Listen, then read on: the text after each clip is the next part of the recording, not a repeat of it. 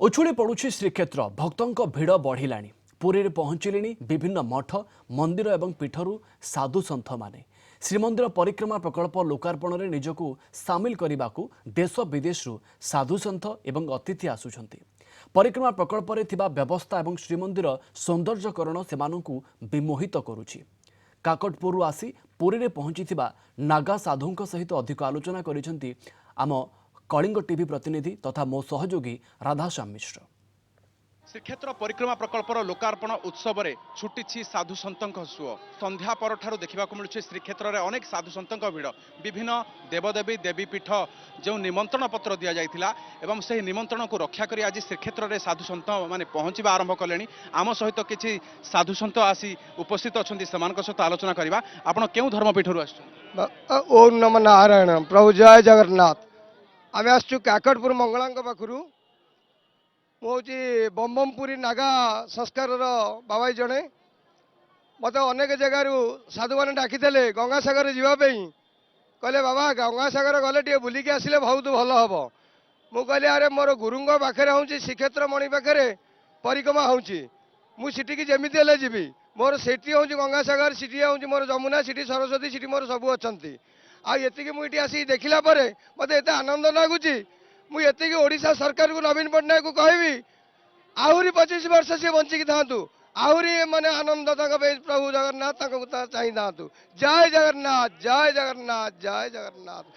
पुरी को आसवा पर ये कौन अनुभव होउछि आपनकर आज संध्यार? आज आमे जाइतलु काशी विश्वनाथ जोगी आदित्यनाथ डाकिदेले सेठी आमे गंगा आरती करिकी परिक्रमा करिकी आस्तलु हेले तांको राज्य रे तांको नेता माने जेंते डाकुंती आम ओडिशा रे आमर नवीन पट्टनायक आज आम श्रीक्षेत्र जगन्नाथ पाखे जो परिक्रमा करियंती एटा बहुत आनंद आनंद आनंद।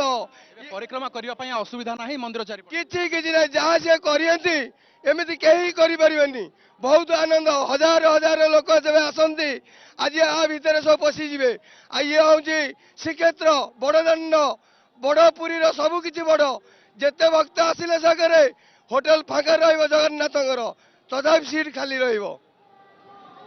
आपण माने इस पर्व में सामिल होगापी आसी एवं अनेक किसी टूर कैंसल कर आसला पर कौन अनुभव कर कौन सब कार्यक्रम? बहुत आनंद। ये तो जन्म माटी ये पितांकर मोर जन्म माटी है बलराम दासंकर पीठ ये बलराम दास पीठर मु आसी गोप बेगुनिया जानी से पीठर अति आनंद निमंत्रण मिलता बड़छता मठरू से मु आनंद पिता दर्शन पर आसी। ये प्रकल्प आहरी उन्नति धरण मो पिला दिन इतिहास ठारू आहरी अनेक इतिहास वासी ये प्रकल्प केमिति आनी देछि जो श्रद्धालु आसंती सेमानक पई ये कोन उपलब्धि आनु? बहुत आनंद उपलब्धि बहुत आनंद जगन्नाथ करिछि बहुत यथेष्ट सरकार करछि आम नवीन पट्टनायक जहाँ करछि आम पे बहुत मंगल करछि।